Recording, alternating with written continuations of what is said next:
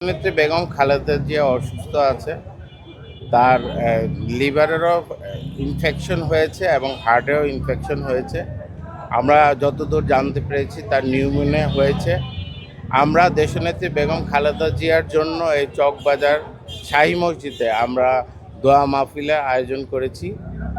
আমাদের দেশনেত্রী বেগম খালেদা জিয়া বাংলাদেশের ইতিহাসে সাবেক প্রধানমন্ত্রী। এই দেশের জন্য তার অনেক অবদান রয়েছে।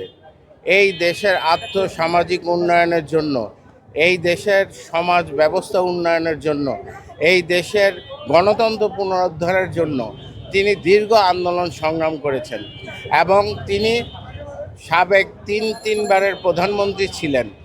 তিনি বাংলাদেশের সবচেয়ে জনপ্রিয় নেত্রী।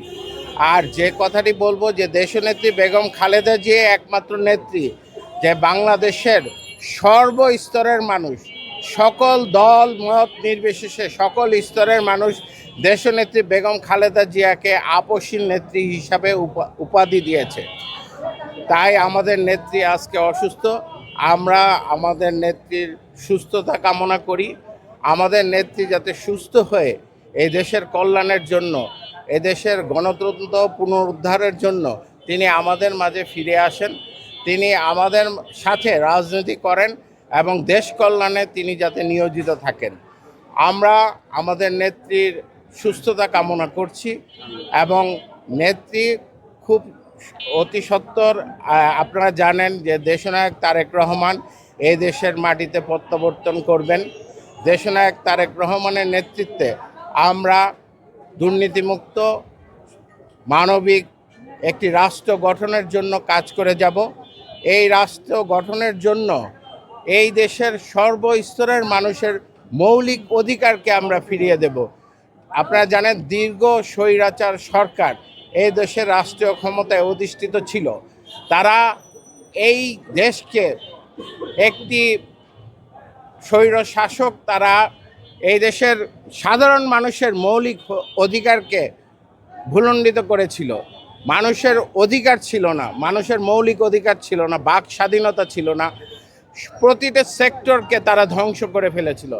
তারা পুলিশ প্রশাসন থেকে নিয়ে সামাজিক সকল সংগঠনকে ধ্বংস করে ফেলেছিল।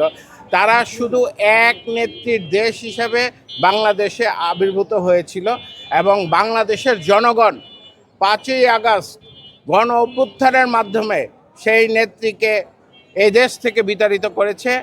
আমরা চাই এ দেশের গণতন্ত্র পূর্ণ প্রতিষ্ঠিত হোক, মানুষের ভোটের অধিকার প্রতিষ্ঠিত হোক। আমরা জনগণের কাছে প্রত্যাশা করি আগামী জাতীয় সংসদ নির্বাচনে জনগণ যাকে ভোট দিয়ে নির্বাচিত করবে তারাই রাষ্ট্রীয় ক্ষমতায় অধিষ্ঠিত হবে। দেশনায়ক তারেক রহমান সর্বদা এক কথা বলেন, আমার আগে আমাদের, আমাদের আগে দেশ, ক্ষমতার আগে জনতা, সবার আগে বাংলাদেশ। তারেক রহমানের নির্দেশ, সবার আগে বাংলাদেশ। ইনশাল্লাহ বাংলাদেশ পূর্ণ গঠনের জন্য তারেক রহমানের নেতৃত্বে আমরা সকলে ঐক্যবদ্ধভাবে ঢাকার সাথে তারেক রহমান যাকে মনোনীত করবে, আমরা বিএনপি পরিবার, ছাত্রদল, যুবদল, স্বেচ্ছাসেবক দল, মহিলা দল, কৃষক দল, জাসাস সহ বিএনপি পরিবার সকলে মিলে তারেক রহমানের মনোনীত প্রার্থীকে আমরা এই ঢাকার সাথে বিপুল ভোটে জয়যুক্ত করবই করব ইনশাল্লাহ।